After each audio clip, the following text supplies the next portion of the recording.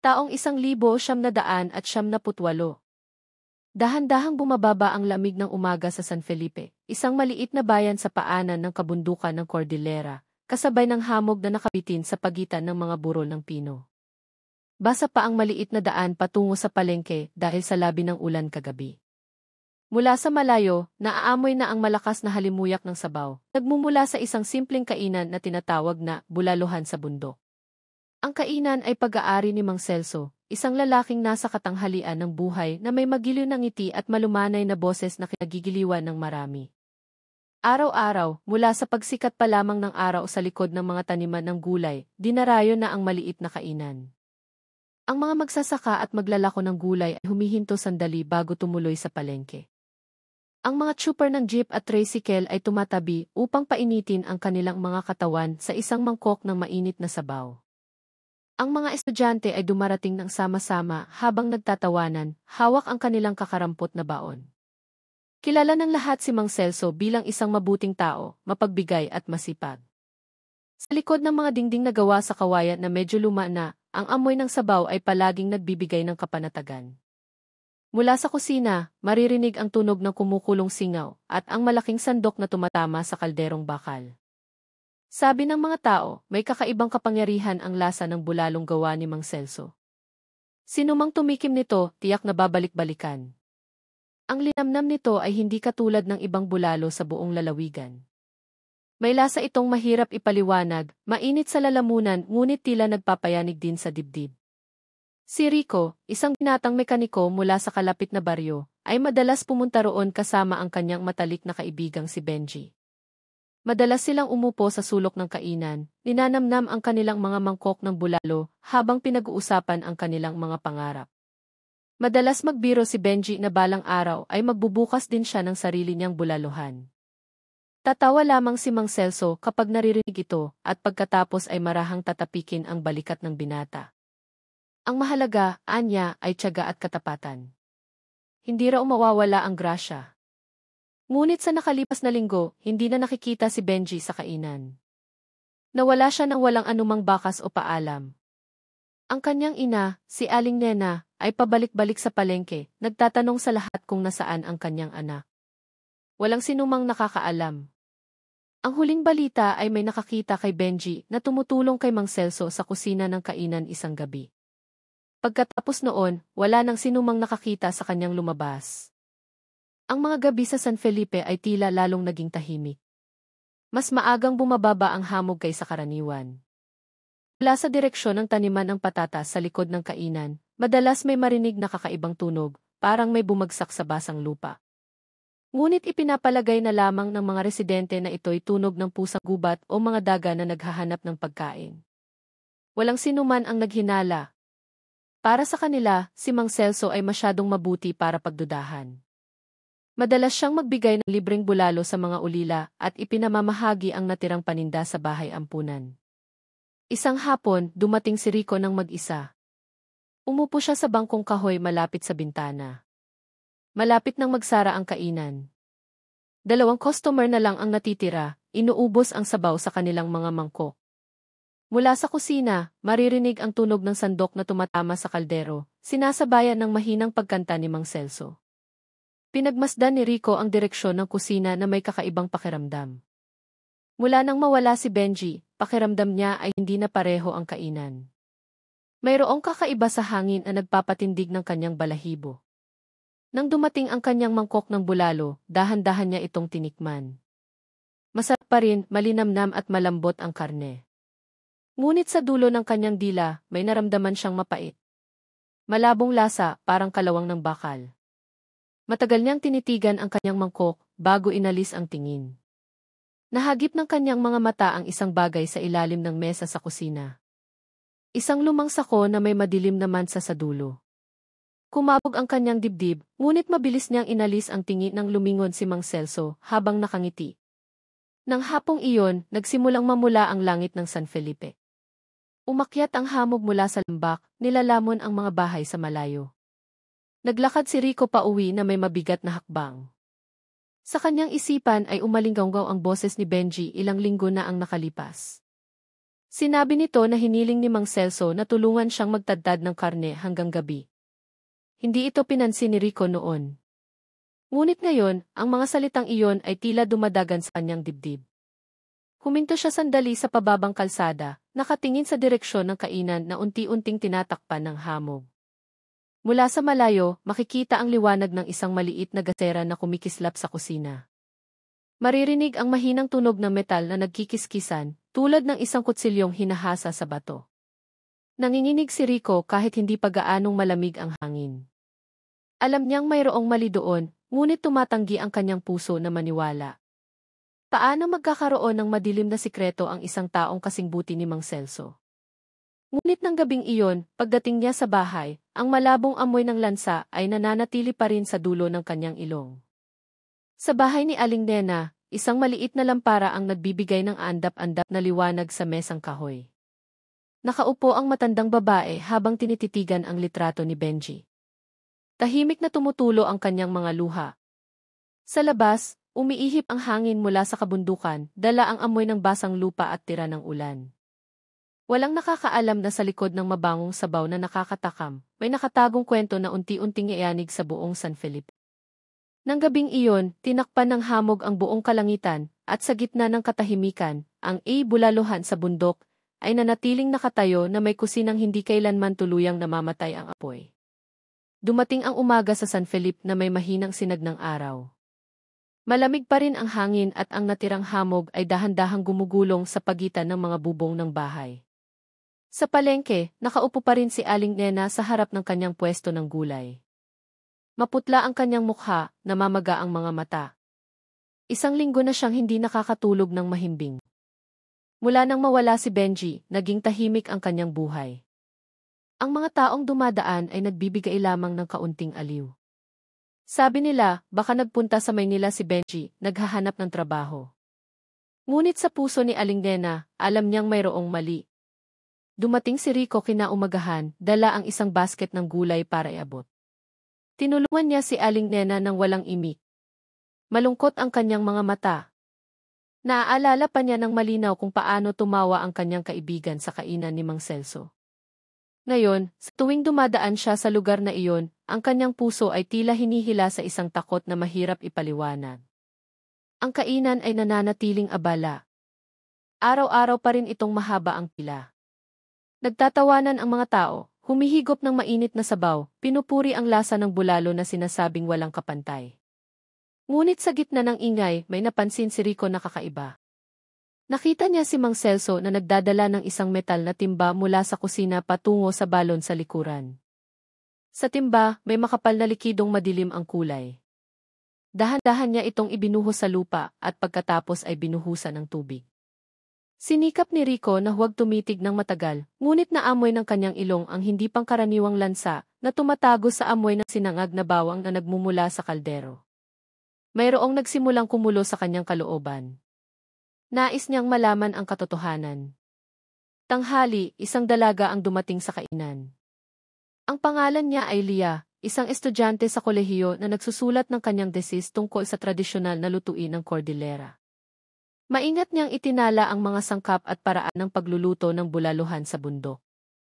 Magiliw siyang pinagsilbihan ni Mang Celso. Matagal silang nag-usap sa mesa sa harap, tinatalakay ang kasaysayan ng resipe na minanapa sa mga ninuno. Napansin ito ni Rico na nakaupo hindi kalayuan. Nang paalis na si Elia, nagkasalubong sila. Magalang nang umiti ang dalaga, at pagkatapos ay bumulong ng mahina na ang amoy ng sabaw sa kainan ay iba sa karaniwan. Mailasa raw itong mahirap ipaliwanag. Ang mga salitang iyon ay nagpayanig sa dibdib ni Rico. Alam niyang siya lang ang nakakaramdam ng parehong bagay. Mula noon, sinimulan niyang pagmasdan ang bawat kilos ni Mang Celso. Gabi-gabi, sinasadya niyang dumaan sa likod ng kainan. Doon, dala ng hangin ang pinaghalong amoy ng pampalasa at kalawang. Minsan, may maririnig siyang mabigat na tunog, parang may hinihila sa sahig. Ngunit kapag nilapitan, wala namang iba kundi mga walang laman na sako na nakasandal sa pader ng kusina. Makalipas ang ilang araw, isang kakaibang balita ang kumalat sa baryo. Isang trooper ng tricycle mula sa kabilang nayon ang nawawala rin. Ang kanyang tricycle ay natagpuan sa gilid ng daan malapit sa isang maliit na ilog, hindi kalayuan sa bulaluhan sa bundok. Nagsimulang magsismisan ang mga residente, ngunit dahil sa labis na pagmamahal sa kainan, walang naglakas loob na mag-akusa. Mas naniniwala sila sa posibilidad ng pagnanakaw o aksidente. Si Rico lamang ang tahimik na nakakaramdam na lahat ng ito ay magkakaugnay. Nang gabing iyon, pumunta siya sa bahay ni Kapitan Mateo, ang kapitan ng barangay. Ikinuwento niya ang kanyang mga nakita, tungkol sa kakaibang amoy, sa basang sako, at sa timba ng madilim na likido. Umiling lamang si Kapitan Mateo. Huwag daw basta-basta mag-akusa sa isang taong kilalang mabuti. Yumuko si Rico. Naunawaan niya, ngunit hindi mapatahimik ang kanyang kutob. Lumabas siya sa bahay ng kapitan, nakatingin sa langit na nagsisimula ng takpan ng ulap. Sa malayo, ang ilaw ng kainan ni Mang Celso ay andap-andap pa rin, na tila hindi namamatay, kahit na ang lahat ng bahay ay tulog na. Samantala, sa loob ng kainan, mag-isang nakaupo si Mang Celso. Sa kanyang harapan, umuusok pa rin ang malaking kaldero. Matagal niya itong tinitigan, ang kanyang mukha ay blanko at walang ngiti. Sa dingding, may nakasabit na litrato ng isang maliit na bata na may masayang ngiti. Kupas na ang larawan, ngunit malinaw na minahal ng labis ang batang iyon. Nanginginig ang kanyang kamay nang hawakan ang kahoy na frame. Sa mahinang bulong, binanggit niya ang pangalan ng kanyang anak na matagal nang pumanaw. Ang boses na iyon ay nalunod kasama ng sitsit ng kumukulong tubig at kalansing ng metal na sandok. Sa labas, dala ng hangin ng gabi ang amoy ng basang lupa mula sa taniman ng patatas. Nakatayo si Rico sa kabilang kalsada, sumisilip mula sa likod ng puno ng kape. Mula sa siwang ng maliit na bintana sa kusina, nakita niya si Mang Celso na nakayuko sa ibabaw ng mesa. Ang liwanag ng gasera ay marahang kumikislap, lumilikha ng mahabang anino sa dingding. Mayroong isang bagay sa ibabaw ng mesa, ngunit hindi makita ng malinaw ni Rico. Tanging ang paulit-ulit na tunog lamang ang naririnig, parang isang kutsilyong tumataga sa isang bagay na matigas. Nanindig ang kanyang balahibo. Pinigil niya ang kanyang hininga. Nais sumigaw ng kanyang puso na tumakbo. Ngunit hindi makagalaw ang kanyang mga paa. Biglang bumuhos ang ulan, nagdagdag sa lamig ng gabing iyon. Sumilong si Rico sa ilalim ng puno, nakatingin sa kainan na ngayon ay nababalot na lamang ng andap-andap na liwanag. Sa gitna ng tunog ng ulan, narinig niya ang mahinang pagkanta mula sa loob ng kusina. Ang boses ni Mang Celso. Mababa, pautal-utal, parang isang taong nakikipag-usap sa mga anino ng nakaraan. Noon napagtanto ni Rico na ang sikreto ng bulaluhan sa bundok ay hindi maaaring pabayaan na lamang. Nagpasya siya, bukas ng gabi, kailangan niyang humanap ng tunay na ebidensya. Kahit na alam ng kanyang puso na ang daan patungo sa katotohanan ay maaaring humantong sa panganib. Ang langit ng San Felipe ng gabing iyon ay kulay abo. Katatapos lang umulan, nag-iwan ng manipis na hamog na nakabitin sa hangin. Ang maliit na eskinita sa likod ng bulaluhan sa bundok ay tahimik. Ang gasera sa kanto ay kumikislap dahil sa ihip ng hangin. Nakatayo si Rico sa likod ng isang matandang puno ng kape. Ang kanyang katawan ay balot sa makapal na jacket na basa. Ang kanyang mga mata ay nakatitig sa kainan na tila payapa mula sa labas, ngunit malakas ang kabog ng kanyang dibdib. Ngayong gabi, kailangan niyang malaman kung ano talaga ang nangyayari sa likod ng kusinang iyon. Isang oras nang sarado ang kainan. Maayos na nakasalansan ang mga upuan at mesa, at nakababa ang mga kortina sa bintana. Isang maliit na ilaw lamang sa kusina ang nananatiling nakasindi. Mula sa siwang ng dingding na kawayan, makikita ang anino ni Mang Celso na pabalik-balik. Paminsan-minsan, maririnig ang mahinang kalansing ng metal, tulad ng isang kutsilyong hinahasa sa bato. Pinigil ni Rico ang kanyang hininga. Naghintay siya hanggang sa tuluyang tumahimik ang loob. Nang sigurado na siyang pumasok na si Mang Celso sa kanyang silid, dahan-dahan siyang lumapit sa likuran ng kainan. Doon ay may isang lumang balon na matatagpuan sa pagitan ng kusina at ng maliit na taniman ng patatas. Agad na sumalakay sa kanyang ilong ang amoy ng halumigmig. Itinutok niya ang kanyang maliit na flashlight sa balon. Itim at kalmado ang tubig, ngunit sa ibabaw, mayroong tila lumulutang na malabong bagay. Yumuko siya para tingnan ng mas malinaw. Bigla, may narinig siyang langit-ngit ng kahoy na pinto mula sa direksyon ng kusina. Mabilis na pinatay ni Rico ang flashlight at nagtago sa likod ng mga nakatambak na sako. Papalapit ang mabibigat na yabag. Lumabas si Mang Celso dala ang isang metal na timba. Dahan-dahan niyang ibinuhos ang laman ng timba sa balon. Ang liwanag mula sa kusina ay tumama sa tubig, nagpapakita ng madilim at malapot na kulay na tumutulo mula sa timba. Ang matapang na amoy ng lansa ay agad na tumusok sa kanyang ilong.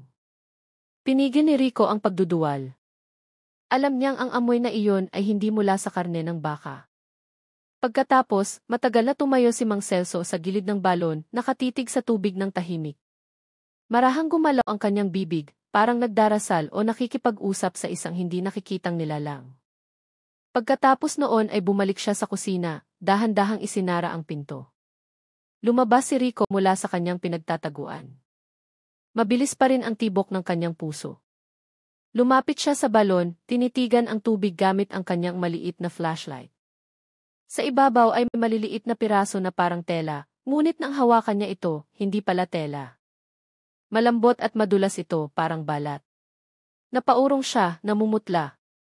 Tumingin siya sa paligid, natatakot na baka lumabas ulit si Mang Celso. Noon niya nakita na bahagyang bukas ang pinto ng kusina. Mula sa siwang nito, lumalabas ang dilaw na liwanag at ang mahina, ngunit regular na tunog ng pagkiskis ng metal. Naglakas loob siyang lumapit, magaan ang kanyang mga hakbang ngunit mabigat ang pakiramdam. Sa loob ng kusina, nakaupo si Mang Celso sa isang upuan, nakatitig sa isang bagay sa mahabang mesa. Lumuhod si Rico sa labas ng bintana, sumisilip sa siwang ng kortina. Sa ibabaw ng mesa, may mga hiwa ng pulang karne na hindi pa naluluto. Nanginginig ang kanyang mga kamay nang makita niya ang hugis nito. Hindi bilog tulad ng hiwa ng baka, kundi pahaba at payat, tulad ng kamay ng tao. Hawak ni Mang Celso ang isang malaking kutsilyo, naghihiwa ng may kalmadong at maingat na kilos. Sa dingding ng kusina, nakasabit ang isang lumang litrato ng isang maliit na bata.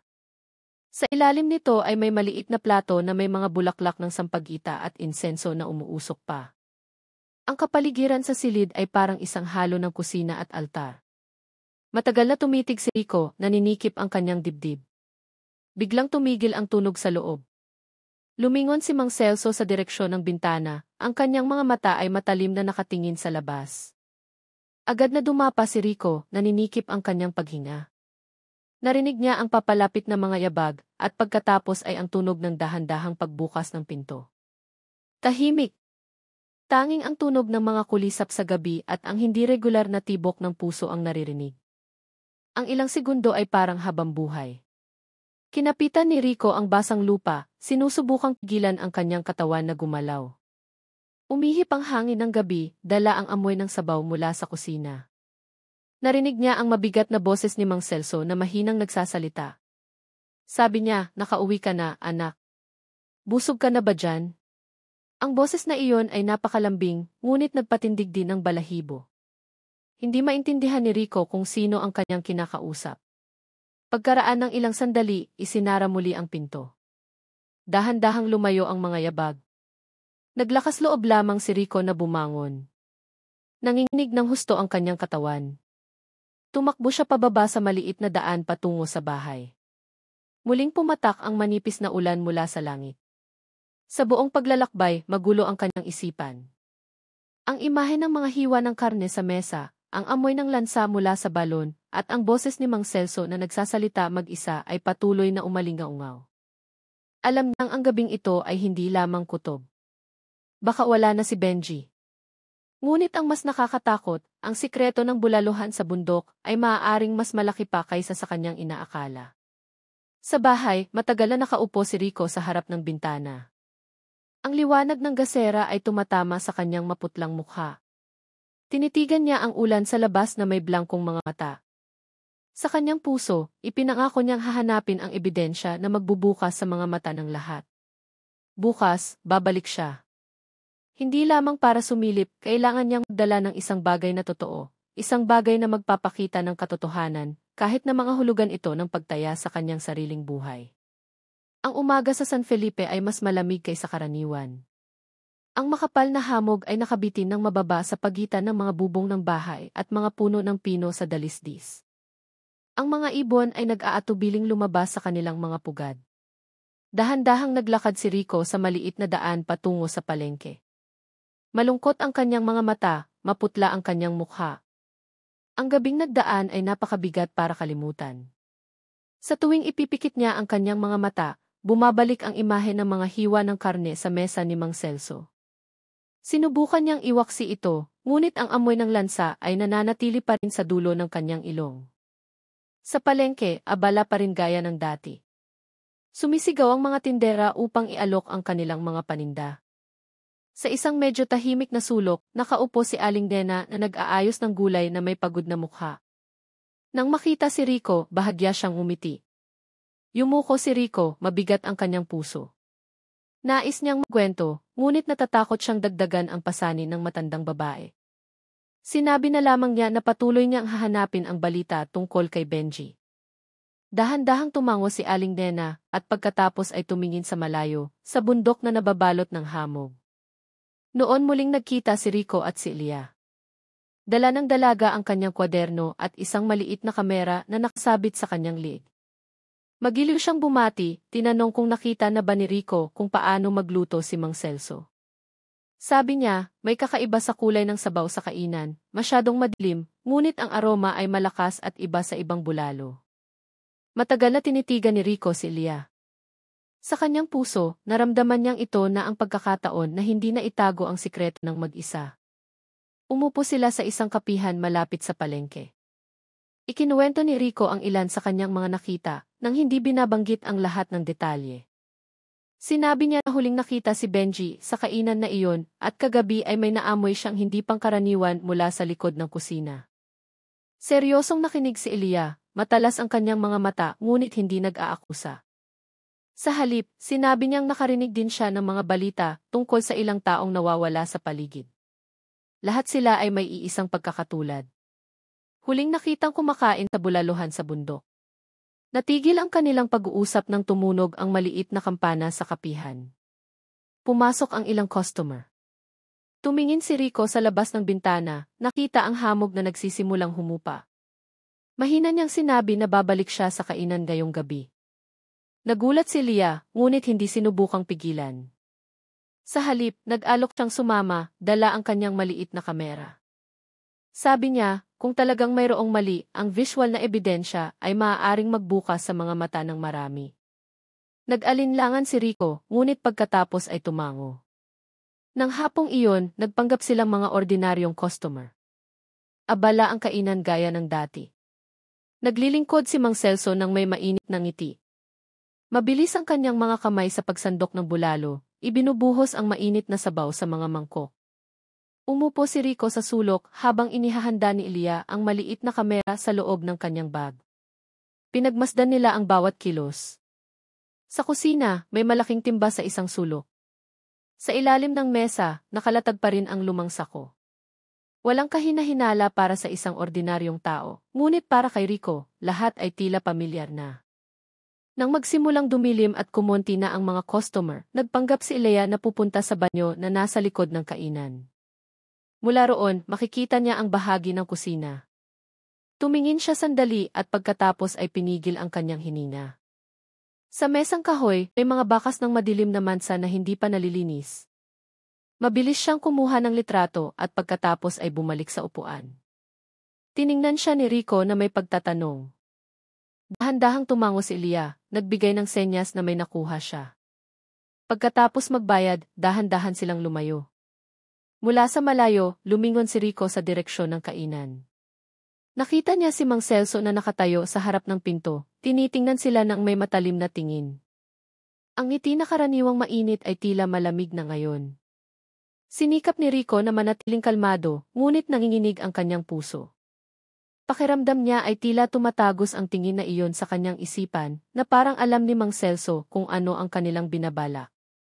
Nang gabing iyon, nagkita sila sa bahay ni Elia upang tingnan ang mga larawan. Madilim ang ilaw sa silid, mahalumigmig ang hangin.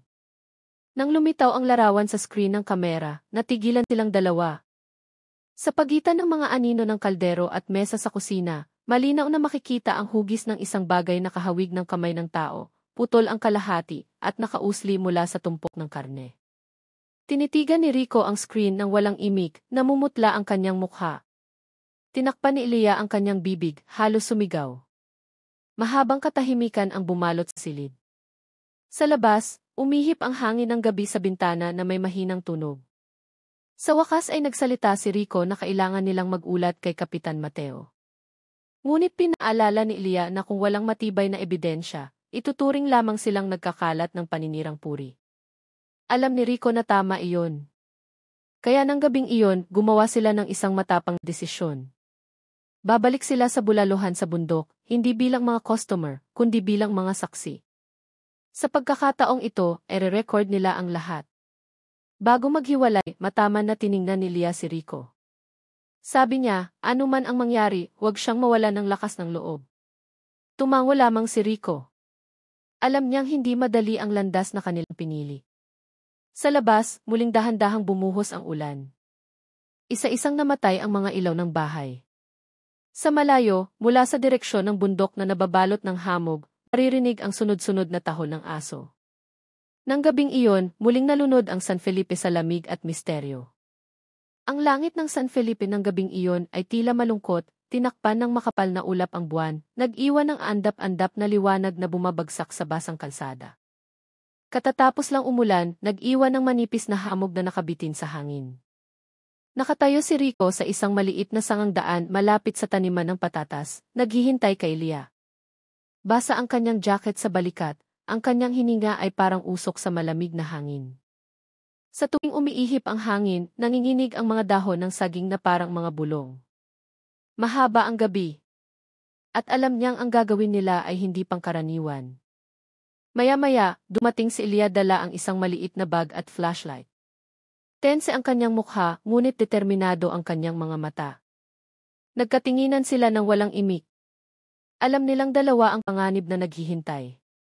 Mula sa malayo, makikita na sarado na ang bulaluhan sa bundok. Patay ang ilaw sa harap, ngunit ang aandap-andap na liwanag mula sa kusina ay makikita pa rin sa siwang ng kortina. Paminsan-minsan, maririnig ang sitsit ng singaw, parang isang kalderong katatanggal lang sa apoy. Nagbigay ng senya si Rico.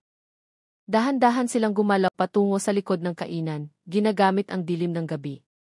Maingat ang kanilang mga hakbang, tumatapak sa basang lupa na lumilikha ng mahinang tunog. Mula sa likod ng kainan, maririnig ang kalansing ng metal. Idinikit ni Rico ang kanyang tainga sa dingding na kawayan. Naririnig niya ang paghinga ng isang tao sa loob. Gising pa si Mang Celso. Mahina ang kanyang boses, parang nakikipag-usap sa isang tao. Ngunit nang mas matagal nilang pakinggan, iisang boses lamang ang naririnig. Maikli at puno ng bulong ang kanyang mga pangusap. Salamat sa pagbabalik. Ngayon, hindi na ako nag-iisa. Nagkatinginan si Rico at Leah. Tense ang kanilang mga mukha. Naghintay sila ng ilang minuto hanggang sa tuluyang tumahimik ang loob. Pagkatapos ay itinuro ni Rico ang maliit na bintana sa likod ng kusina. Bahagyan niyang binuksan ang luma at marupok na kortinang kawayan. Lumabas ang malambot na dilaw na liwanag mula sa gasera. Sa loob, nakayuko si Mang Celso sa harap ng mahabang mesa. Sa ibabaw ng mesa, may mga hiwa ng pulang karne na katatapos lang hugasan. Dahan-dahan ang kanyang mga kilos, maingat na naghihiwa. Lumunok si Rico habang nanginginig na binuksan ni Elia ang maliit na kamera sa kanyang kamay. Ang tunog ng pag-click mula sa kamera ay napakahina, ngunit sapat na para mapatigil si Mang Celso. Lumingon siya sa direksyon ng bintana. Mabilis na isinara ni Rico ang kortina at pinigil ang hininga. Tahimik. Tumigil ang tunog ng kutsilyo.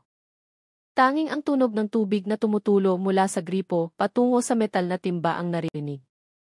Mahigpit na hinawakan ni Elia ang kamay ni Rico. Ilang segundo pagkatapos, narinig ang papalapit na mga yabag sa bintana. Dahan-dahang hinila ni Rico si Elia paatas sa likod ng mga palumpong. Mula sa siwang ng mga dahon, nakita nila ang anino ng isang malaking katawan na nakatayo sa bintana, nakatingin sa labas. Ngunit dahil sa andap-andap na liwanag, hindi malinaw ang kanyang mukha. Tanging ang mga mata lamang na kumikislap tulad ng refleksyon ng liwanag ng gasera. Pagkaraan ng ilang sandali, isinara ni Mang Celso ang bintana at bumalik sa mesa. Huminga ng malalim si Rico. Nagpa siya silang maghintay pa ng mas matagal. Muling bumuhos ang ambon. Ang tunog ng mga patak ng tubig sa bubong na yero ay nagtakip sa kanilang mga hakbang. Nang mag-aalas 12 na ng gabi, narinig mula sa loob ang tunog ng isang mabigat na bagay na inililipat. Muling sumilip si Rico. Nakita niya si Mang Celso na binubuksan ang takip ng malaking kaldero sa kalan. Lumabas ang mainit na singaw, halo-halong amoy ng sabaw, at isang bagay na nakakadiri. Pagkatapos ay may ibinuhos siya mula sa isang timba papasok sa kaldero. Itinutok ni Elia ang kamera at nag-record. Biglang namutla si Elia.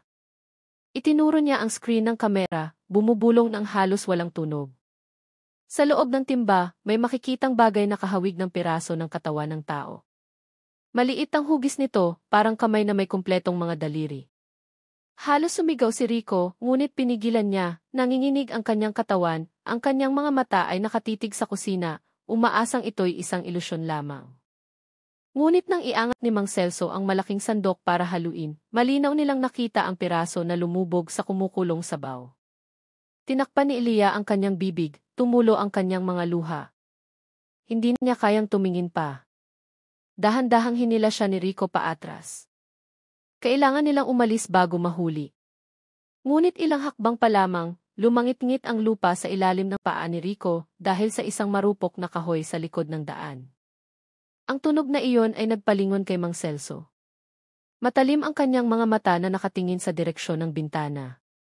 Pinatay niya ang ilaw sa kusina at pagkatapos ay malakas na binuksan ang pinto sa likod. Tumakbo si Elia at Rico sa gitna ng taniman ng patatas.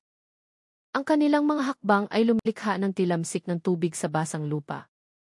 Mula sa likuran, narinig ang mabigat na boses na tumatawag sa kanilang mga pangalan. Bumabalot ang lamig ng gabi, ngunit pinagpapawisan sila. Tumakbo sila ng walang direksyon, gusto lamang lumayo hanggat maaari mula sa kainan na iyon. Sa malayo, umalingaw ang tahol ng mga aso. Ang mga ilaw mula sa mga bahay ng residente ay andap-andap, ang ilan ay patay na. Huminto si Rico sandali sa likod ng isang malaking puno. Hirap siyang huminga, malakas ang tibok ng kanyang puso. Mahinang umiiyak si Elia, mahigpit na yakap ang kanyang kamera. Sabi niya na may nanginginig na boses na kailangan nilang itago ng mabuti ang recording. Tumango si Rico, nakatingin sa direksyon ng kainan na ngayon ay madilim na. Mula sa likod ng hamog, malabong makikita ang anino ni Mang Celso na nakatayo sa pinto sa likod. Tahimik, ngunit ang kanyang mga mata ay tila sumusunod sa kanila. Nang gabing iyon, lalong lumakas ang ulan. Kumidlat sa malayo. Naglakad ng mabilis si Rico at Lia patungo sa bahay ni Elia, itinago ang kamera sa ilalim ng jacket. Alam nilang ang gabing ito ay hindi ang katapusan, kundi ang simula ng isang bagay na mas nakakatakot. Sa likuran nila, ang bulaluhan sa bundok ay nakatayong tahimik sa gitna ng hamog, na may kusinang umuusok pa rin, na tila hindi tumitigil sa pagluluto. Kinaumagahan, tinakpan ng makapal na hamog ang San Felipe, ang araw ay tila nag-aatubiling magpakita. Basang-basa ang mga kalsada. Tumutulo ang tubig mula sa mga lumang bubong ng bahay. Nagmamadaling naglakad sina Rico at Lia patungo sa bahay ni Kapitan Mateo. Namumula ang kanilang mga mata dahil sa magdamag na hindi pagtulog. Ang maliit na kamera na itinago sa loob ng bag ay tila napakabigat, parang nagdadala ng isang malaking sikreto. Bawat hakbang ay may pag-aalinlangan, ngunit hindi humupa ang kanilang determinasyon. Kailangan nilang magsalita, kailangan nilang ibunyag ang katotohanan.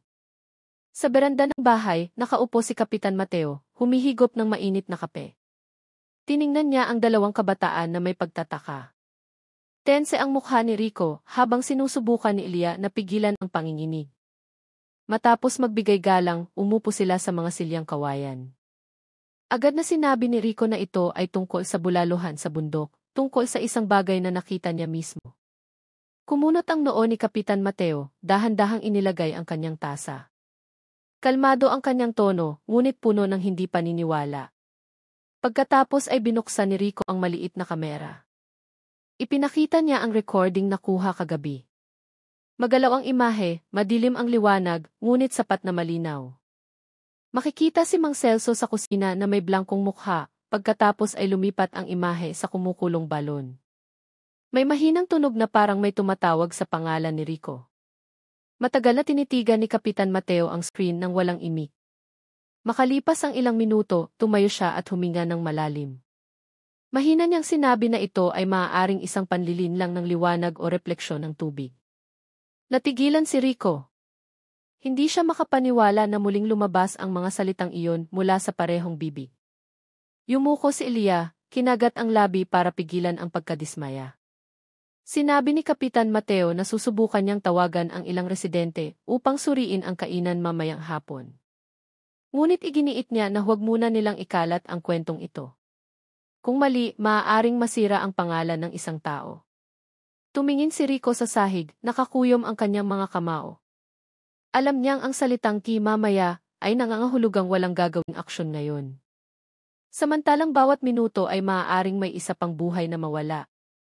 Nang lumabas sila sa bahay na iyon, dahan-dahang umakyat ang hamog mula sa lambak. Umihip ang hangin mula sa kabundukan, ngunit nagdadala ng pakiramdam ng pagkabalisa. Mahigpit na hinawakan ni Elia ang bag na mailamang kamera. Tahimik na naglakad si Rico, blanko ang kanyang isipan. Sa sangang daan, naghiwalay sila. Pumunta si Elia sa kanyang bahay upang maglinis, habang bumalik si Rico sa talyer. Balak niyang maghintay hanggang hapon para sumama sa mga residente. Ngunit may ibang plano ang tadhana. Pagsapit ng tanghali, habang nililinis ni Rico ang isang motorsiklo, isang bata ang dumating na may dalang balita. Sabi niya, nasusunog ang bahay ni Elia. Biglang lumitaw ang apoy mula sa kusina at tinupok ang likod ng bahay. Agad na tumakbo si Rico papalayo sa talyer. Hirap siyang huminga, mabilis ang kanyang mga hakbang sa maalikabok na kalsada. Pagdating niya roon, puno na ng tao ang bahay ni Elia. Itim na usok ang pumapailan lang. Apula ang apoy, ngunit nasunog ang bahagi ng bahay. Sa gitna ng abo, nakita ni Rico ang maliit na bag ni Elia. Sunog ang kamera sa loob nito. Ligtas si Elia, ngunit sugatan ang kanyang kamay, maputla ang kanyang mukha, halos hindi makapagsalita. Nakaupo siya sa hagdanan, nakatingin ng blangko sa bahay na ngayon ay guho na. Lumuhod si Rico sa tabi niya. Mahina niyang sinabi na bago lumitaw ang apoy, may narinig siyang isang tao sa likod bahay. Parang boses ng isang lalaki na kumakanta ng pambatang awit. Nang lumabas siya, wala namang tao. Pagkatapos ay bigla na lang may kislap ng apoy mula sa kusina. Tumingin si Rico sa paligid. Sa basang lupa malapit sa bakod, may nakita siyang nakahandusay. Isang bungkos ng sampagita na may pulang tali. Nagbulungan ang mga residente. May nagsabing baka dahil sa kuryente. May nagsabing masyadong malapit ang kusina sa Kalan de Kahoy. Ngunit alam ni Rico na hindi ito aksidente. Matagal niyang tinitigan ang bulaklak, pagkatapos ay tumingin sa direksyon ng bundok sa malayo. Doon, sa likod ng makapal na hamog, ang bulaluhan sa bundok ay nakatayong tahimik na parang walang alam. Pagsapit ng hapon, ngunit walang residente na pumunta sa kainan tulad ng plano. Sinabi ni Kapitan Mateo na abala siya sa mga gawain sa barangay. Ang ilan ay nagsimulang matakot at ayaw ng masangkot. Nakaupo si Rico sa harap ng talyer, nakatingin sa papalubog na araw. Isang pakiramdam ng kawalan ng pag-asa ang dumadagan sa kanyang dibdib. Pakiramdam niya ay nag-iisa siya. Nagpapahinga si Elia sa bahay ng isang kapitbahay, ngunit ang kanyang mukha ay patuloy na nasa kanyang isipan. Pagsapit ng gabi, narinig niya ang papalapit na mga yabag mula sa kalsada. Isang maliit na bata ang dumating na may dalang isang lumang sobre. Sabi niya, may nag-iwan ito para kay Rico malapit sa kainan. Dahan-dahan itong binuksan ni Rico. Sa loob, isang maliit na papel lamang na may magandang sulat kamay. Salamat sa pagtikim sa aking sikreto. Sa ibaba, may tuyong bulaklak ng sampagita na nakadikit na may bakas ng pulang mansa. Matagal na tinitigan ni Rico ang papel, kumakabog ang kanyang dibdib. Alam niyang hindi ito isang babala, kundi isang hamon. Tumayo siya, nakatingin sa madilim na bundok. Doon, ang sikreto ay kumukulo pa rin sa malaking kaldero sa kusina ni Mang Celso. Nang gabing iyon, ipinangako niya, bukas ay hindi na siya maghihintay ng sinuman. Mag-isa siyang babalik sa kainan na iyon, kahit na mga hulugan ito ng kamatayan. Dahan-dahang bumaba ang gabi sa San Felipe. Ang makapal na hamog ay gumulong mula sa dalisdis ng bundok at tinakpan ang maliit na daan patungo sa bulaluhan sa bundok. Umihip ang hangin, dala ang amoy ng basang lupa na maihalong mahinang amoy ng sabaw. Mag-isang naglakad si Rico, makapal ang kanyang jacket, ngunit nanginginig pa rin ang kanyang katawan. Sa kanyang kamay, mayroon lamang siyang isang maliit na flashlight at isang piraso ng lubid. Sa bulsa ng kanyang pantalon, nakasuksok ang isang lumang papel na may mensahe mula kay Mang Celso na natagpuan niya sa sobre kaninang hapon. Ang mga salitang iyon ay patuloy na sumasayaw sa kanyang isipan. Salamat sa pagtikim sa aking sikreto. Madilim ang kainan mula sa labas. Walang liwanag, walang tunog. Dahan-dahang umuugoy ang kurtinang kawayan dahil sa ihip ng hangin. Naghintay si Rico ng ilang sandali sa likod ng puno ng kape, tinitiyak na walang sinuman sa paligid. Pagkatapos ay dahan-dahan siyang lumapit sa pinto sa likod. Marahan itong umingit ng itulak. Agad na sumalakay ang amoy ng lansa pagbukas ng pinto. Ang amoy na iyon ay kapareho ng naamoy niya mula sa balon sa likod, ngunit ngayon ay mas matapang, parang dugo na katutuyo lang. Magulo ang kusina, ang malaking kaldero ay nasa ibabaw pa rin ng kalan, malamig at walang apoy. Sa mesang kahoy, may mga bakas ng hiwa ng karne at isang malaking kutsilyo na may madilim na mansa sa dulo. Binuksan ni Rico ang flashlight at inilawan ang buong silid. Ang gasera sa sulok ay andap-andap pa rin, lumilikha ng mahabang anino sa dingding. Tahimik, ngunit mula sa sahig, may mahinang tunog, parang may nanginginig sa ilalim ng mga tabla. Lumuhod siya, dahan-dahang kinatok ang sahig. Iba ang tunog sa isang punto, mas hungkag. Kinapa ni Rico ang gilid ng tabla at natagpuan ang isang maliit na bakal na kawit na nakatanim sa sulok. Maingat niya itong hinila. Umangat ang tabla, nagpapakita ng isang madilim na butas na maihagda ng kahoy na pababa sa ilalim ng lupa. Mula sa ilalim, lumabas ang malamig na hangin at mabahong amoy na nagpaduwal sa kanya. Itinutok niya ang flashlight, ngunit ang liwanag ay tumagos lamang ng ilang metro. Nag-alinlangan siya sandali pagkatapos ay huminga ng malalim. Alam niyang hindi na niya maaaring bawiin ang hakbang na ito. Dahan-dahan siyang bumaba sa hagdanan, isa-isa. Sa ibaba, masikip at mahalumigmig ang silid. Ang mga dingding ay gawa sa bato, tinutubuan ng lumot. Sa isang sulok, may mesang kahoy na may mga bote ng salamin na naglalaman ng pulang likido at maliliit na piraso ng karne na nakapreserba. Sa isang estanting kawayan, nakasabit ang ilang kwintas na gawa sa mga naninilaw na buto. Nanginginig ang flashlight sa kamay ni Rico dahil sa panginginig ng kanyang mga kamay. Tumingin siya sa paligid, sinusubukang unawain ang kanyang mga nakikita. Pagkatapos ay napako ang kanyang mga mata sa isang maliit na pinto sa dulo ng silid. Mula roon, maririnig ang tunog ng agos ng tubig. Lumapit siya, dahan-dahang binuksan. Sa loob, may mas maliit na silid na pinailawan lamang ng isang gasera na malapit nang maubos. Sa gitna ng silid, may isang malaking batyang bato. Madilim ang tubig sa loob nito, ngunit sa ilalim, may aninong parang katawan ng tao. Tumingin si Rico na may pangingilabot. Halos sumigaw siya, ngunit pinigilan ang kanyang boses. Mula sa isang sulok ng silid, nakita niya ang litrato ng isang maliit na bata na nakasabit sa dingding. Ang mukha ng bata ay kapareho ng litrato sa kusina sa itaas. Sa ilalim ng litrato, may sulat kamay na halos kupas na.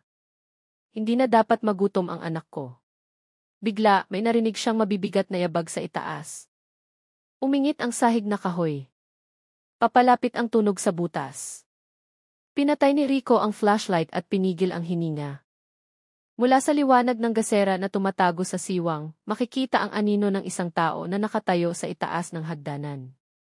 Ang mabigat na boses na kilalang-kilala niya ay mahinang narinig. Alam kong darating ka, Rico. Hinihintay kita.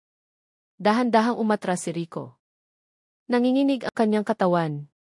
Bumaba si Mang Celso sa hagdanan na may kalmadong mga hakbang, dala ang isang gasera.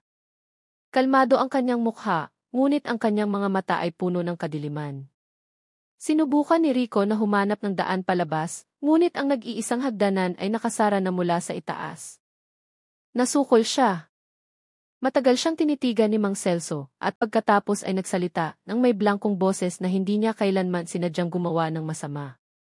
Sabi niya, lahat ng ito ay isang uri ng pag-ibig. Nawalan siya ng anak sa isang sunog, at mula noon ay ipinangako niyang hindi na niya hahayaang magutom ang sinuman. Ngunit hindi na unawaan ng mundo ang kanyang paraan. Tiningnan siya ni Rico na may mga matang galit at takot. Sabi niya na may garalgal na boses na ang ginagawa ni Mang Celso ay hindi pag-ibig, kundi isang kasalanan. Bahagyang umiti si Mang Celso. Lumapit siya, inilagay ang lampara sa ibabaw ng mesang bato. Sabi niya, ang mundo ay nagmamalasakit lamang sa lasa, hindi sa pinagmulan. Itinuro niya ang malaking kaldero sa batyang bato at mahinang sinabi, dito, lahat ay nagiging pantay-pantay. Walang nagugutom, walang nalulungkot. Umatras si Rico, tumama sa dingding. Umugoy ang gasera at halos mamatay ang apoy nito.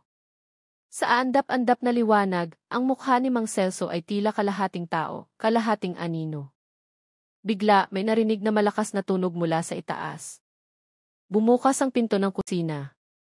May sumisigaw ng pangalan ni Rico. Boses iyon ni Elia. Dumating siya kasama ang dalawang residente na naglakas loob na samahan siya. Mabilis na lumingon si Mang Celso.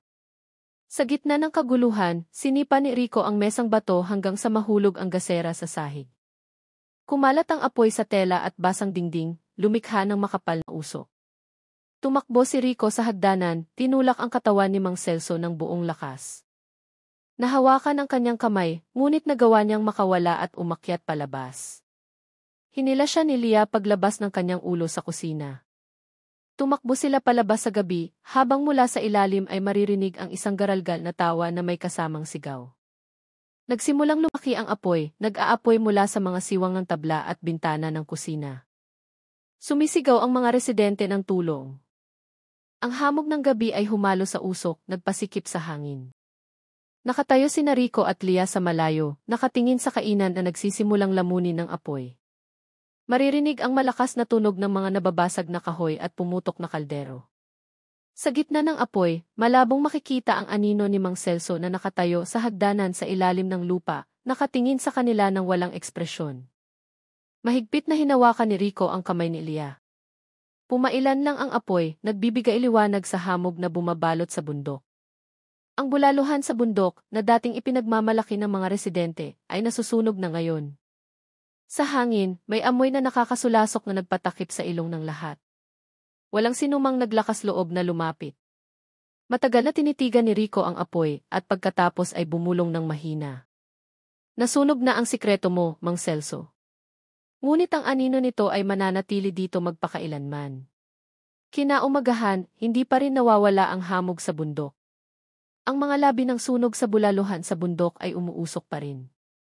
Ang amoy ng sunog ay may halong amoy ng sabaw na hindi maintindihan kung bakit nararamdaman pa rin sa hangin. Nakatayo ang mga residente sa kalsada, nakatingin sa mga guho na may mga mukhang nangingilabot. Walang sinumang naglakas loob na lumapit ng masyado. Ang malaking kaldero na dating ipinagmamalaki ni Mang Celso ay itim na ngayon, nakahandusay sa pagitan ng uling at sunog na kahoy. Nakatayo si Rico sa gilid ng kalsada kasama si Elia, parehong pagod ang kanilang mga mukha. Namamaga ang mga mata dahil sa magdamag na hindi pagtulog. Naririnig pa rin nila ang garalgal na tawa ni Mang Celso mula sa ilalim ng lupa, na tila nakakulong sa pagitan ng apoy at hamog. Ngunit nang maapula ang apoy at dumating ang mga pulis, walang natagpo ang bangkay. Ang silid sa ilalim ng lupa na nakita nila kahapon ay natabunan na ng mga guho ng bato at kahoy. Isinara ng mga pulis ang lugar gamit ang dilaw na linya, ipinagbabawal ang sinuman na pumasok. Nagbulungan ang ilang residente na baka nakatakas si Mang Celso bago tuluyang masunog ang kainan. Mayroon ding naniniwala na kasama siyang nawala sa kanyang mga kasalanan. Ngunit para kay Rico, ang katahimikan ay tila peke. Alam niyang mayroon pang naiwan sa ilalim, isang bagay na hindi pa tapos. Tumingin si Lia sa direksyon ng balon sa likod na ngayon ay natabunan ng lupa at abo. Mahina siyang bumulong na baka doon nakatago ang tunay na katotohanan. Natagpuan ng mga pulis na nagsusuri sa lugar ang ilang maliliit na buto at mga metal na bagay na kinakalawang na. Isa sa mga ito ay isang maliit na kwintas na may itim na sinulid at tuyong piraso ng buhok sa dulo. Nakilala ito ni Rico. Ang kwintas na iyon ay dating nakasabit sa dingding ng kusina malapit sa litrato ng anak ni Mang Celso. Yumuko siya, pinigil ang hininga. Nang iangat ng mga pulis ang malaking kaldero mula sa mga guho, umuusok pa rin ito. Pinigil ng lahat ang kanilang hininga. Sa ilalim ng kaldero, may isang itim na bagay na mahirap makilala ang hugis. Maingat itong sinuri ng isang opisyal. Makalipas ang ilang minuto, mahina niyang sinabi na hindi ito karne ng hayop. Ang pangungusap na iyon ay sapat na para magkatinginan ang mga residente na may maputlang mga mukha. Tinakpan ni Ilea ang kanyang bibig, pinipigilan ang pagduduwal. Dumating si Kapitan Mateo ng tanghali, maputla at puno ng pagsisisi ang kanyang mukha. Lumapit siya kina Rico at Lia, humingi ng tawad dahil sa hindi paniniwala sa simula pa lang. Sabi niya, kung kumilos lamang siya ng mas maaga, baka hindi nangyari ang lahat ng ito. Hindi sumagot si Rico. Tinitigan lamang niya ang abo sa harap ng kanyang mga paa. Sa abo na iyon, pakiramdam niya ay may mga matapring nakatingin mula sa kadiliman. Pagsapit ng hapon, dinala ng mga pulis ang mga ebidensya. Ang mga guho ay pinabayaang lumamig at ang dilaw na linya ay inilagay sa paligid nito. Dahan-dahang nag-alisan ang mga residente, ngunit walang nagsasalita. Mas tahimik ang San Felipe kaysa karaniwan. Muling bumaba ang hamog mula sa direksyon ng bundok, tinatakpan ang mga labi ng kainan na ngayon ay uling na lamang. Si Rico ang huling nanatili, nakatingin sa lugar na dating puno ng tawanan at mabangong amoy ng sabaw. Alam niyang walang sinuman ang maglalakas loob na magtayo ng bagong kainan doon. Nang gabi, nakaupo si Rico sa bahay habang nakatingin sa maliit na apoy sa kalan. Nakaupo si Elia sa tapat niya. Tagal silang tahimik. Lumilipad ang isipan ni Rico sa mukha ni Benji, ang kanyang nawawalang kaibigan. Naalala niya ang pangakong binitiwan niya sa ina ni Benji na hahanapin niya ang katotohanan. Ngayon, natupad na ang pangako, ngunit hindi sa paraang inaasahan niya. Mahinang sinabi ni Elia na baka tapos na ang lahat. Ngunit umiling si Rico. Sinabi niyang mayroon pang hindi tapos. Sinunog ng apoy ang karne, ngunit hindi nito mabubura ang bakas ng kasalanan.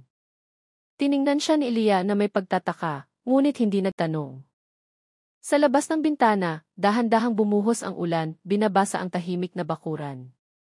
Bigla, may mahinang katok sa pinto. Tumayo si Rico, dahan-dahang binuksan. Walang sinuman sa labas, tanging ang lamig at hamog ng gabi. Ngunit sa sahig sa harap ng pinto, may isang maliit na mangkok na mailamang bulalo. Umuusok pa rin ito.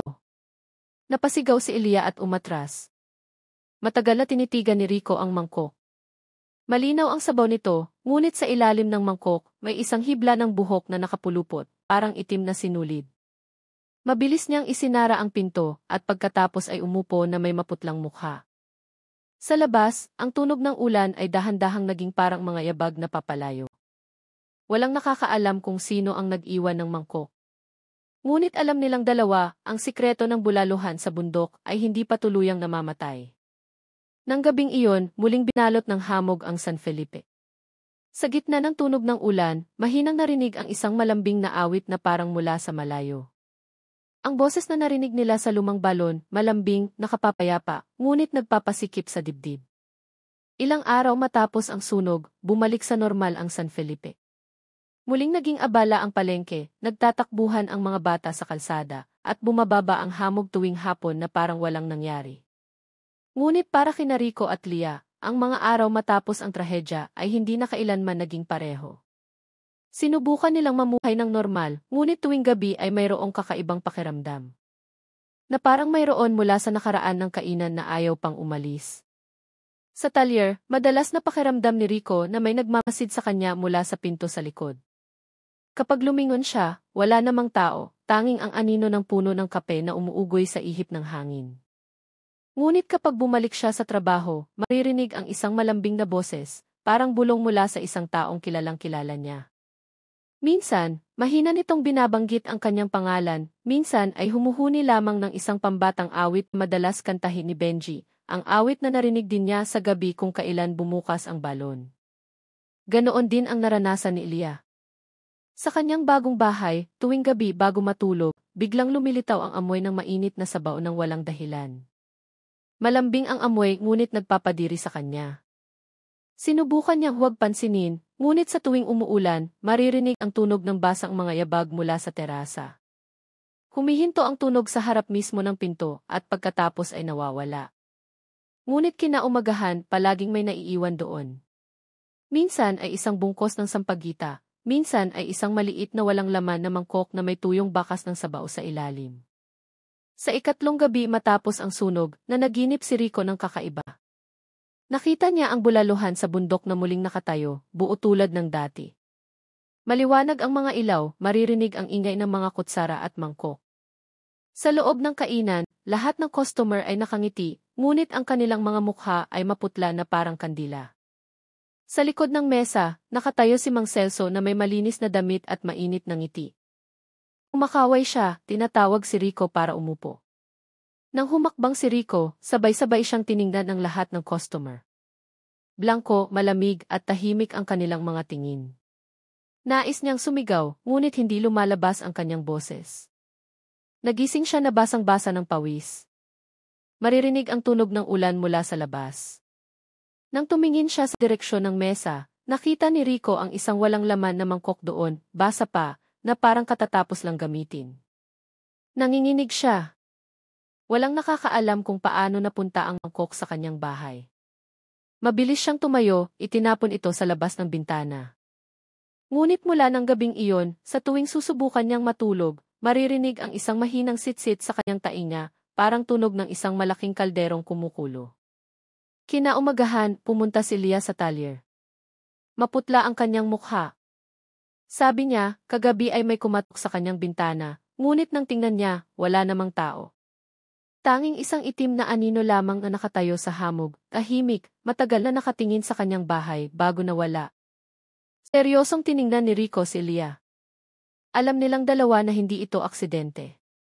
Mayroon mula sa nakaraan na sumusunod pa rin sa kanila. Baka ang mga kaluluwang nakakulong sa lumang balon ay hindi pa tuluyang malaya. Nagpasya silang pumunta sa lokasyon ng kainan sa huling pagkakataon. Pagdating nila roon, ang mga guho ay tinutubuan na ng mga ligaw na damo. Nakakabit pa rin ang dilaw na linya ng pulis, ngunit kupas na ang kulay. Umiihip ang hangin sa natirang abo. Sa gitna ng mga guho, ang lumang balon ay bahagyang natabunan na, ngunit may maliit na butas pa rin sa gitna. Lumuhod si Rico sa gilid nito, nakatingin sa loob. Walang tubig, tanging madilim na lupa at basang bato. Ngunit nang yumuko siya ng mas malalim, narinig ang isang mahinang boses. Ang tunog ng isang maliit na bata na mahinang tumatawa. Nanginginig si Elia, hinila ang braso ni Rico, ngunit hindi gumalaw si Rico. Nakatingin siya sa butas na may blangkong mga mata, na parang may nakikita. Sa kanyang isipan, lalong lumilinaw ang boses. Tinatawag siya ni Benji, malambing tulad ng dati. Nandito ako, Rico. Hindi na ako nagugutom. Tumulo ang luha sa kanyang mga pisngi. Nais niyang sumagot, ngunit bigla na lang nawala ang boses. Umihip ang malakas na hangin, nagpalipad ng abo. Hinawakan ni Elia ang kamay ni Rico, hinila siya papalayo sa balon. Naglakad sila papalayo ng hindi lumilingon, ngunit sa gitna ng hamog, maririnig ang tunog na parang bato na nahulog sa tubig, kahit natuyo na ang balon. Nang gabi, nakaupo si Rico sa beranda ng bahay. Nagpadala ng maikling mensahe si Elia, sinasabing babalik na siya sa lungsod upang ipagpatuloy ang kanyang pag-aaral. Sabi niya, sapat na, oras na para kalimutan ang lahat ng nangyari. Maikling sumagot si Rico, hiniling na mag-ingat siya. Ngunit matapos maipadala ang mensahe, biglang nag-vibrate muli ang kanyang telepono. May bagong mensahe, walang pangalan ng nagpadala. Huwag kang masyadong lumayo, Rico. Magbubukas ulit ang kainan bukas. Naging malamig ang kanyang mga kamay dahil sa mensaheng iyon. Matagal niyang tinitigan ang screen at pagkatapos ay pinatay ang telepono. Sa malayo, dala ng hangin ng gabi ang mahinang amoy ng sabaw na tila lumalabas sa hamog. Alam niya ang lasa na iyon, at ngayon ay napagtanto niyang maaaring nawala na ang kainan, ngunit ang sikreto nito ay nabubuhay pa rin. Sa puso ng mga taong nakatikim na nito. Hindi pa tapos ang tag-ulan sa San Felipe. Tuwing hapon, nagiging kulay abo ang langit at mabilis na bumababa ang hamog, nilalamon ang mga burol. 3 linggo na ang nakalipas mula nang masunog ang bulaluhan sa bundok, Ngunit ang anino ng lugar na iyon ay nananatiling bumabagabag sa marami.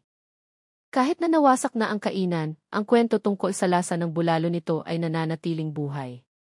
Pinag-uusapan pa rin ito ng mga tao sa palengke, sa mga poso ng ronda, at sa lokal na radyo. Isang ina na namimili ng gulay ang nagsabi na may himig ng pangulila na hindi na mapapantayan ang lasa ng bulalo ni Mang Celso.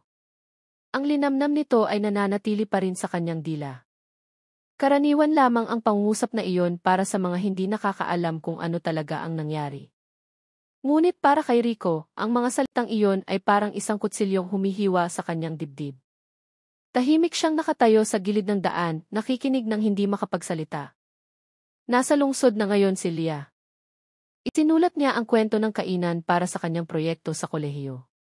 Itinuring ng mga propesor na isang alamat lamang ang kanyang kwento.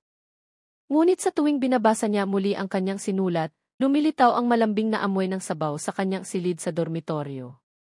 Minsan, nakikita niya ang anino ng isang taong dumadaan sa likod ng salamin ng bintana. Kapag lumingon siya, walang laman ang silid. Nasa San Felipe pa rin si Rico. Nagtatrabaho siya sa pag-aayos ng talyer, sinusubukang mamuhay ng normal. Ngunit tuwing gabi, maririnig ang tunog ng kutsara na tumatama sa mangkok sa sulok ng silid. Kung titingnan niya ang direksyon ng tunog, wala namang tao.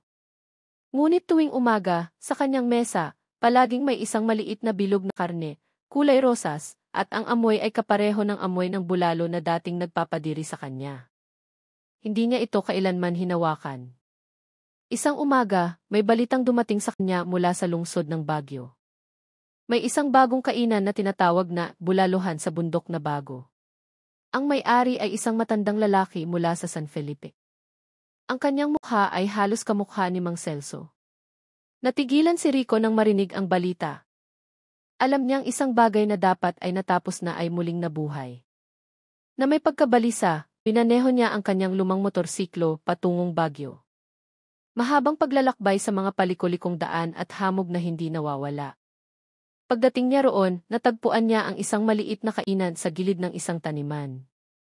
Ang karatula sa harap nito ay may nakasulat na, bulaluhan sa bundok na bago, linamnam na walang kapantay.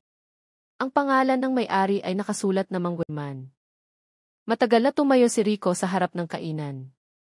Mula sa salamin, nakita niya ang maraming customer tulad ng dati. Ang amoy ng sabaw ay pareho, malinamnam at malambot. Ang amoy na iyon ay dumikit sa kanyang dibdib at nagpapakirot sa kanyang dila. Sa likod ng mesa, isang matandang lalaki ang nakatayo na may mainit na ngiti. Ang kanyang mukha ay halos kapareho ni Mang Celso. Nang makita si Rico, matagal siyang tinitigan ng lalaki. Ilang order, iho, tanong niya na may malambing na boses. Hindi sumagot si Rico. Nakapako ang kanyang tingin sa malaking kaldero sa likod ng lalaki. Dahan-dahang umaakyat ang singaw nito, dala ang pamilyar na amoy. Lumunok siya, pakiramdam niya ay mabigat ang kanyang dila. Nais niyang umalis, ngunit mahirap igalaw ang kanyang mga paa. Abala ang loob ng kainan. Nagtatawanan ang mga bata. Pinupuri ng mga ama ang lasa ng bulalo na sinasabing malambot na parang piling karne. Sa dingding, nakasabit ang litrato ng isang maliit na batang nakangiti. Nakilala ni Rico ang mukha na iyon. Ang parehong litrato na dating nakasabit sa kusina ng kainan ni Mang Celso. Nanikip ang kanyang paghinga. Dahan-dahan siyang tumayo, nais lumabas. Ngunit bago humakbang, tinawag siya ng matandang lalaki sa likod ng mesa. Bumalik ka pala, Rico. Handa ka na bang tikman ang parehong lasa? Mahina niyang sabi. Biglang nawala ang ingay sa paligid, tanging ang tunog ng mangkok at kutsara ang natira. Dahan-dahang umatras si Rico at pagkatapos ay tumakbo palabas ng kainan. Malamig ang hangin ng hapon, ngunit mainit ang kanyang katawan. Ang amoy ng sabaw ay nananatili sa kanyang damit. Patuloy siyang tumakbo hanggang sa malayo. Ngunit hindi nawala ang amoy. Nang gabi, nakaupo si Rico sa gilid ng kalsada na nanginginig ang katawan. Nanginginig ng husto ang kanyang mga kamay. Tumingin siya sa langit na nababalot ng hamog. Mula sa malayo, maririnig ang tunog ng kutsara na tumatama sa mangkok. Ang tunog na iyon ay malambing ngunit matalim. Alam niyang hindi papatay ang lasa na iyon. Muli itong nabuhay sa ibang lugar, sa kamay ng isang taong marahil ay hindi na tao. Malamig ang umaga sa Baguio, tinatakpan pa rin ang hamog ang mga kalsada. Ginagawang malabo ang mga anino ng puno na parang isang lumang pinta. Nakaupo si Rico sa isang bangko sa maliit na terminal, hawak ang isang tasa ng malamig na kape, ang kanyang mga mata ay blangkong nakatingin sa daan. Hindi pa niya makalimutan ang nakita niya kagabi sa bulaluhan sa bundok na bago. Ang ngiti ng lalaki, ang parehong amoy ng sabaw, at ang litrato ng maliit na bata sa dingding na tila nakatingin sa kanya. Lahat ay bumalik tulad ng dati, tanging ang pangalan lamang ang nagbago. Nagpasya siyang hindi na siya maaaring manahimik. Kinaumagahan, pumunta siya sa lokal na istasyon ng pulisya. Ang opisyal na nakaduty ay nakinig sa kanya na may nagtatakang mukha. Ipinaliwanag ni Rico ang lahat. Tungkol sa sunog sa San Felipe, tungkol kay Mang Celso na inaakalang namatay, ngunit ngayon ay muling nabuhay na may bagong pangalan, at tungkol sa lasa ng bulalo na nagpapabaliw sa mga tao. Ngunit nagkatinginan lamang ang mga pulis at bahagyang ngumiti. Isa sa kanila ang tumapik sa kanyang balikat habang mahinang nagsasabi na baka pagod lang si Rico at kailangan niyang magpahinga. Lumabas si Rico sa istasyon na may mainit na dibdib. Tumingin siya sa langit na nagsisimulang magliwanag. Alam niyang hindi sila naniniwala. Alam din niya, sa loob ng kainan na iyon, mayroong muling kumukulo. Pumunta siya sa palengke, sinubukang balaan ang mga residenteng madalas kumain doon. Ngunit pareho ang kanilang reaksyon. May mga tumawa sa kanya. May mga nag-akusa sa kanya ng inggit sa tagumpay ng iba. Isang ama pa nga ang nagsabi na gumagawa lamang si Rico ng kwento para takutin ang mga tao. Pagsapit ng hapon, muli siyang tumayo sa harap ng kainan. Marami pa ring customer. Maririnig ang tawanan at tunog ng kutsara mula sa loob. Tinitigan niya ang malaking kalderong umuusok sa likod ng salamin ng bintana. Nanginginig ang kanyang puso sa pagitan ng galit at takot. Sumigaw siya na huwag kumain ang mga tao doon. Sabi niya, hindi banal ang bulalo. May dugo ng tao sa loob nito. Ngunit isang empleyado ng kainan ang lumabas at pinaalis siya. Nagtawanan ang mga tao sa loob, itinuturing siyang baliw. Sa huli ay dinala si Rico ng 2 residente. Pinakalma nila siya at sinabihang umuwi sa kanyang tinutuluyan. Dahan-dahang bumaba ang gabi. Nagsimulang umambon. Nakaupo si Rico sa gilid ng kama, nakatingin sa sahig ng walang imik. Sa labas ng bintana, kumikislap ang ilaw ng kalsada. Mula sa malayo, mahinang narinig ang tunog ng kutsara na tumatama sa mangkok. Tinakpan niya ang kanyang mga tainga, ngunit hindi tumigil ang tunog. Sa halip, lalong lumilinaw, lalong lumalapit. Kinaumagahan, isang nakakagulat na balita ang kumalat sa palengke ng Baguio. 2 customer ng bulaluhan sa bundok na bago ang nawala matapos kumain doon. Hinanap sila ng kanilang mga pamilya, ngunit walang bakas. Patuloy na bukas ang kainan tulad ng dati, na parang walang nangyari. Narinig ni Rico ang balita mula sa isang tindera, at alam niyang totoo ang kanyang kinatatakutan. Pumunta siya muli sa kainan, ngunit wala na itong laman. Walang mesa, walang kaldero, kahit ang karatula ay wala na. Na parang hindi ito kailanman umiral. Matagal siyang tumayo sa harap ng bakanting lote. Basa pa rin ang lupa, at mula sa isang maliit na butas sa gitna ng lupa, lumalabas ang manipis na usok na may amoy ng sabaw. Tinitigan niya ito na may blangkong mga mata. Alam niyang hindi pa ito tapos. Patuloy na lilipat ang lasa na iyon, maghahanap ng bagong dila, maghahanap ng mga taong hindi pa nakakaalam ng kasalanan sa likod ng sarap. Makalipas ang ilang linggo, naging viral ang balita tungkol sa pinakamasarap na kainan ng bulalo sa La Trinidad. Iba ang pangalan, ngunit pareho ang timpla ng pampalasa. Dagsaan ang mga taong pumupunta para tikman ito. Pinupuri nila ang hindi maipaliwanag na linamnam. Nabasa ni Rico ang balita sa isang dyaryo at matagal na ipinikit ang kanyang mga mata. Alam niyang naulit ang kasaysayan. Sa San Felipe, nakatanggap si Ilaya ng isang sulat na walang pangalan. Iisang maikling pangusap lamang ang nilalaman nito. Hindi namamatay ang lasa, lumilipat lamang. Ang sulat ay walang address na nagpadala, walang petsa. Tanging isang tuyong bulaklak ng sampagita lamang sa loob. Nang hapong iyon, nakatayo si Rico sa gilid ng kalsada sa Baguio na may pagod na mukha. Tiningnan niya ang langit na nagsisimulang mamula. Dala ng hangin ang mahinang amoy ng sabaw mula sa timog. Alam niyang naghihintay ng bagong mangkok ang lasa na iyon. Maaaring hindi naniniwala ang mundo sa kanya, ngunit patuloy siyang maghahanap hanggang sa matagpuan ang lugar kung saan tuluyang titigil sa pagkulo ang kasalanan. Muling bumaba ang hamog, nilalamon ang kalsada at lahat ng tunog. Tanging isa lamang ang mahinang naririnig. Ang tunog ng isang taong mahinang tumatawa, sinasabayan ng kalansing ng kutsara at mangkok mula sa malayo. Ang langit sa San Felipe ng hapong iyon ay kulay abo. Dahan-dahang umihip ang hangin, dala ang natirang amoy ng ulan na dumikit sa lupa. Nakaupo si Rico sa gilid ng daan sa harap ng kanyang lumang talyer. Nagsisimula ng mamuti ang buhok sa kanyang sentido. Matagal nang lumipas ang panahon mula nang masunog ang bulaluhan sa bundok, ngunit hindi kailanman tuluyang nawala ang alaala nito. Gising pa rin siya tuwing gabi, naririnig ang parehong tunog. Ang tunog ng kutsara na tumatama sa mangkok, at pagkatapos ay isang bahagyang ngiti na hindi kailanman tuluyang umalis. Sa loob ng maraming taon, sinubukan niyang hanapin ang kahulugan ng lahat ng mga pangyayari. Tungkol sa lasa na nagpapalimot sa tao sa kanilang mga limitasyon. Tungkol sa pag-ibig na naging isang krimen. Naunawaan niya na hindi lahat ng masarap ay kabutihan, at hindi lahat ng nakakatakot ay kasamaan. Sa kanyang sarili, dala ni Rico ang dalawang lasa na iyon, takot at pangungulila. Takot sa kasalanang nasaksihan niya, ngunit nangungulila rin sa kapayapaan na dati niyang taglay bago magbago ang lahat. Minsan ay nagsulat si Leah sa kanya mula sa lungsod. Sabi niya, madalas makalimot ang mga tao na maaaring manlinlang ang lasa. Ang dila ay maaaring mahulog sa kahit ano, kahit sa mga bagay na dapat ay kasuklam-suklam. At ang kasakiman ay palaging nagsisimula sa isang maliit na pagnanais na makaramdam ng higit na kasiyahan kaysa sa iba. Itinago ni Rico ang sulat sa isang drawer, kupas na ang tinta.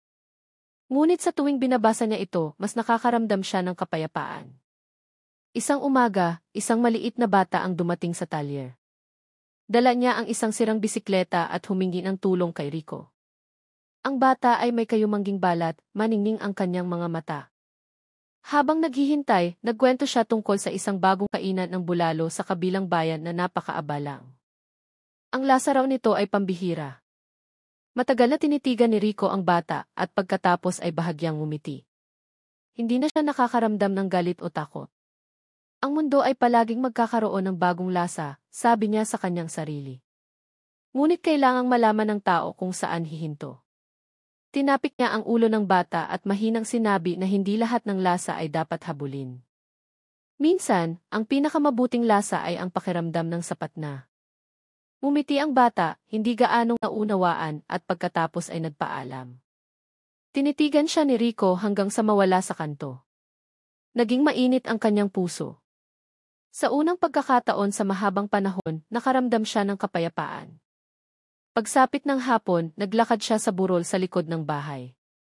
Mula roon, makikita niya ang lambak na dating nababalot ng makapal na hamog, kung saan dating nakatayo ang kainan.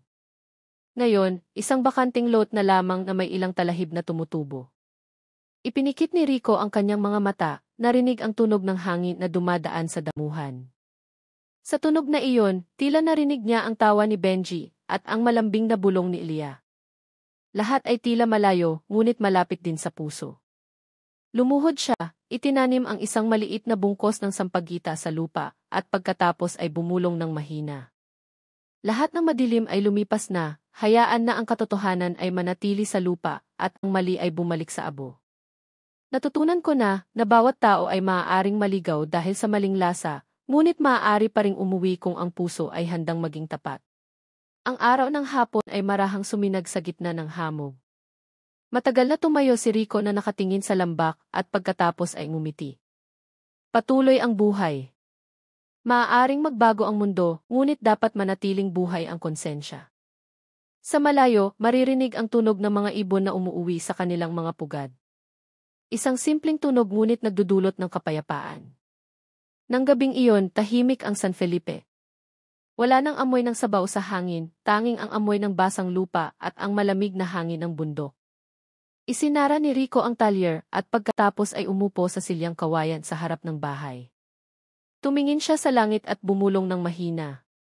Sana lahat ng nagugutom ay makahanap ng daan pa uwi nang hindi kailangang kumain ng kasalanan.